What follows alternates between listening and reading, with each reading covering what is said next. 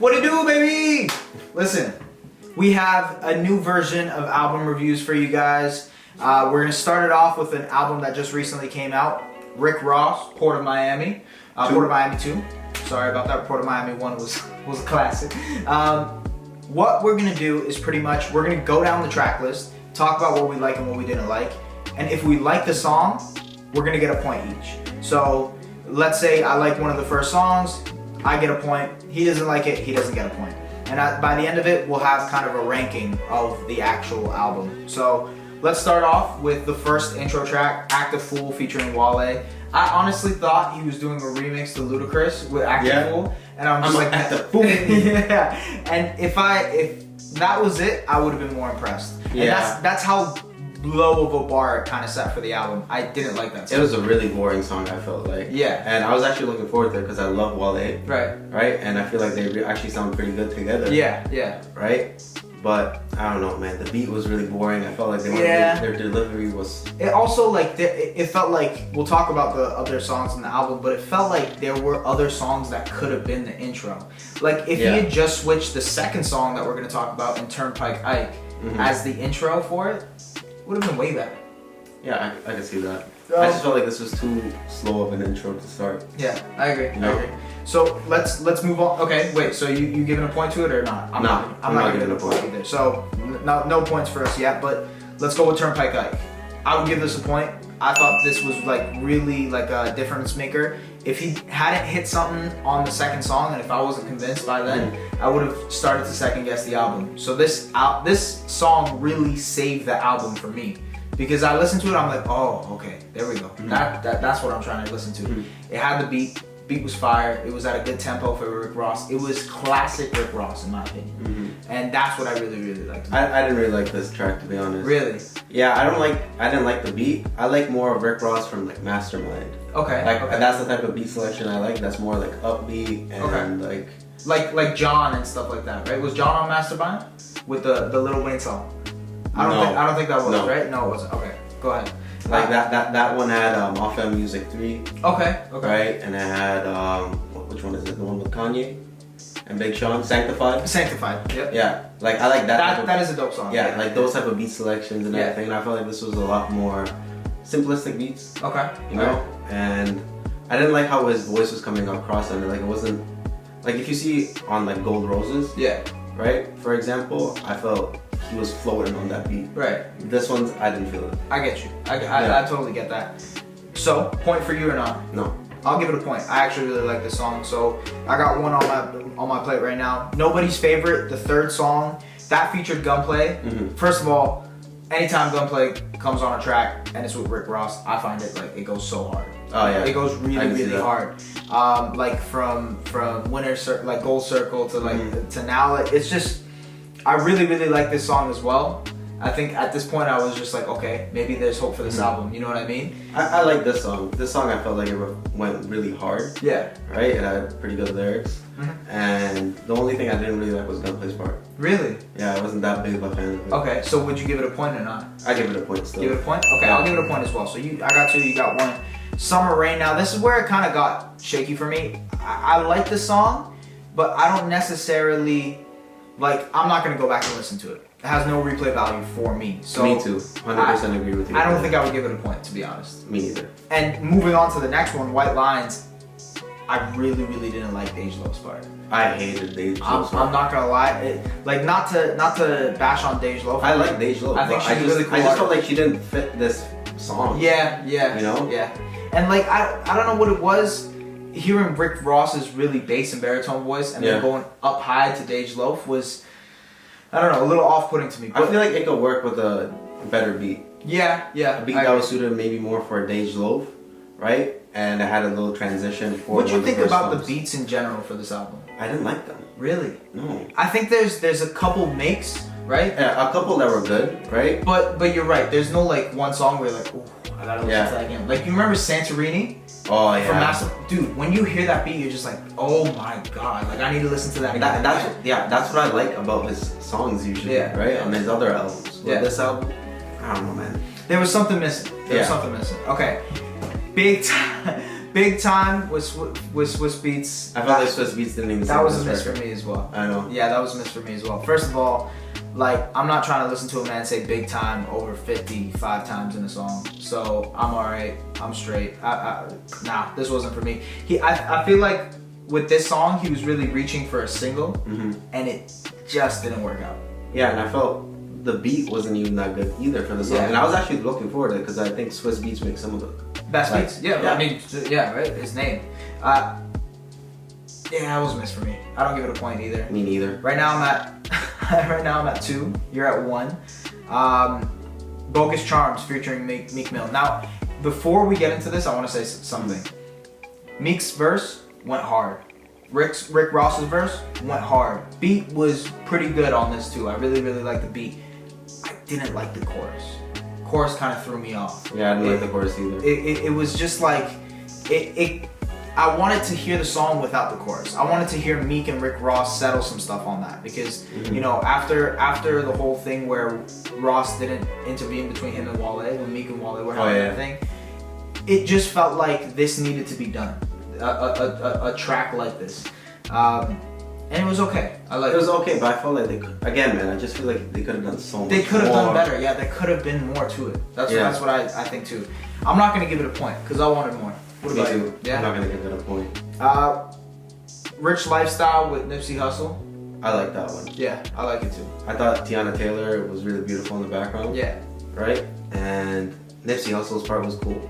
Yeah. I like that too. I like it was a cool tribute. Yeah. I really do think it was a cool tribute. Funny thing about that is that I think it was recorded around the same time that Nipsey Hussle was courtside at a Lakers game and a fight happened, right? And he actually references it in the song. So that was cool for me as an NBA fan. That was cool to listen to. Yeah, I like Rick Ross's bars in this one too. Yeah. I would give a point for this one. I like this one. I think like I wouldn't mind listening to it. And plus Nipsey, right? Gotta give a point just for Nipsey. Born to Kill featuring Jeezy. Why does Jeezy sound like Gucci Mane? That's my one question for this song. Why does Jeezy sound like Gucci Mane? I'm being dead serious. That's true. He sounds like he's Gucci Mane in this song. I know Jeezy doesn't really make music like that no more, but listen, we're all snowman here. Like I love me some Jeezy, right? I can never ever disrespect what he's done to the game and everything, but this was a miss. This was a miss. A definite miss, man. When you see Born to Kill, there was no complexity in this song. Like, I know. You think like Rick Ross and Jeezy, like you want something that you remember. This wasn't memorable. And with a name Born to Kill, man, I was expecting this to be a fire track, especially with Jeezy, man. He usually is like it's on fire beats. Yeah. Like, again, man, the beat selection, not a fan of this. Yeah, I know. But one song I do like the beat selection for is the next song we talked about, Fascinated. Fascinated had that soul, like that rhythm that I like Rick Ross to be on, like that certain pocket that he hits. It's similar to Turnpike Ike in the fact that it has a lot of soul to the song. I'm gonna give this one a point because I like this one a lot. So I'm gonna have 4 points now. Yeah, I would agree with you on that. Like I also think it had that good soul, full like beat. Yeah. Right, and it sort of reminded me of Rick Ross's last album. Yes. Yeah. It seemed like a throwaway from Mastermind. It really did. No, the Black Album.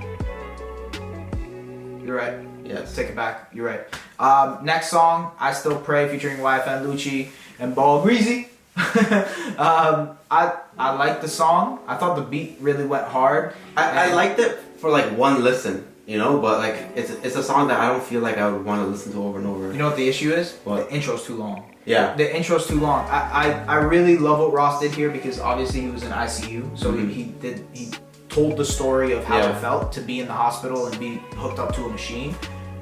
And it was really nice to see that. I just don't know if I'd go back and listen to it again. I'm gonna give him a point for creativity though. I'm gonna give him a point for this one too because like it was a beautiful song in terms of the lyrics. Yeah. Right? The only thing was it doesn't drag a little. It doesn't have replay value. Yeah, that's fair.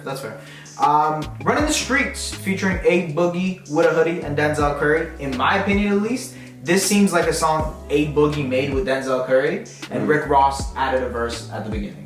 Yeah, it just seems like I felt like his verse didn't go along with it. No, it didn't. It really didn't. Like I mainly really like Denzel Curry's part. Boogie with the Hoodie was okay on it. I didn't think he did his best. I thought Denzel Curry sounded like a young Meek, which was that's true. I wish I could play the song for you right now to show you, but go ahead and listen to it and see if you get those resemblances as well. A Boogie with a Hoodie, it just seemed like his song. It really did, with the piano in the background. Oh yeah. You know, I know what you mean about that. But I still didn't like his part. I felt like he could have done more with it. Yeah, I agree. Yes, no? You giving it a point? I'll give this a point. I'll give it a point as well. Just because I like Denzel Curry's part. Okay, fair enough. Vegas Residency, I don't even remember this song, to be honest, man. I'm gonna be 100% honest with you. I don't really remember the song. This is also off one listen, so we obviously gotta go listen to it again. But if I don't remember a song, I'm not gonna give it a point, right? How about you? I don't really remember it either, to be honest. Yeah? Yeah, I think the song was like one of the, like, I felt like a lot of these songs were so forgettable. Forgettable. Forgettable. Like, they don't have anything to bring you back. Yeah. Except for like the 2 or 3 standout tracks. Yeah. I would say, right? But other than that, man. Yeah, I got you. Let down. Maybach Music 5 or no 6? What is that? 6? Yeah. This one threw me off because I didn't realize it had Lil Wayne on it. Yeah, there's a Wayne verse on there, but there's no credit for the verse, which makes it seem like you probably bought the verse, or maybe I don't know, but maybe. I liked it. I liked Wayne's part. Wayne always goes hard. Yeah. The main thing about this song in general is the whole Pusha T part to this. So after the album got released, an unreleased version with a Pusha T verse released, and he had some shots at Drake. We're not gonna really put the song on there, obviously for copyright reasons, but realistically, go check it out, see what you think about it, and what kind of references you can hear. I can definitely hear some shots at Drake. Mm-hmm. My theory about this, right? Yeah.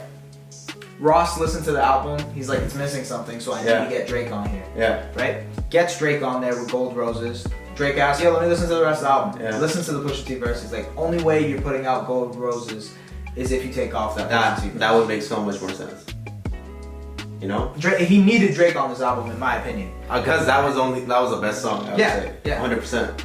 Like, that beat was fire. Yes. And it also, put this out there, it sounded like a Drake song. Yeah, because he rapped for like a minute or two before Lost Game. Exactly. You know? Yeah. I think that kind of goes hand in hand. I would give Maybach Music a yes because it was a dope song. Yeah. Lil Wayne's verse was a dope song as well. Verse as well. Gold Roses, same thing. I give it a point as well. I give that one a point, and that's like that's my standout. That's the standout of this album. This song I've actually listened to a couple of times because they released it as a single before. Yeah. Right, and I was like, oh man. This is the song that got me excited for the album, and I felt like I got let down as soon as I listened to it because I was expecting that. Yeah, I agree with you. Okay, so how many points do we have? I got 1, 2, 3. No, 1, 2, 3, 4, 5, 6, 7. I got 7 points. Okay, and I think what you got. I got 1. 5. You got 5? Yeah, I believe I have 5. Okay. We'll see the tallies down here. Obviously, I'll check them out. Either ways, man, I didn't really like this album. Yeah, it was kind of a letdown for me, man. We were really excited, especially after like Port of Miami, when that was a really, really, really good project. Like, there's so many tracks that you can pull out from there, but I guess this just didn't live up to the hype for me. Yeah, it sounded more like Rick Ross's basic music, right? With not good beat selection either. I don't know, man. I was looking forward to it, especially since I heard Gold Roses. Yeah. I thought it would be a lot like Mastermind, like those type of beats. Yeah. They gave me that vibe with Gold Roses. But I didn't get that. I didn't get that either. No, I didn't get any of that. And I think he didn't really have the features fit in with him that well on these tracks. As much as they did before. Yeah. You know? Let us know in the comments what you think. If you liked it, try to argue us and see what you can get by. This, at the end of the day, is kind of like a debate show. We try to argue with it. At this point in time, obviously, we kind of agree it was a little bit of a letdown, but don't worry. We'll be debating albums soon. I guarantee you, me and him are going to disagree about a couple of things. No, we disagree. But as always, like, comment, subscribe, support the boys, and we will see you guys later for more album reviews. Take care.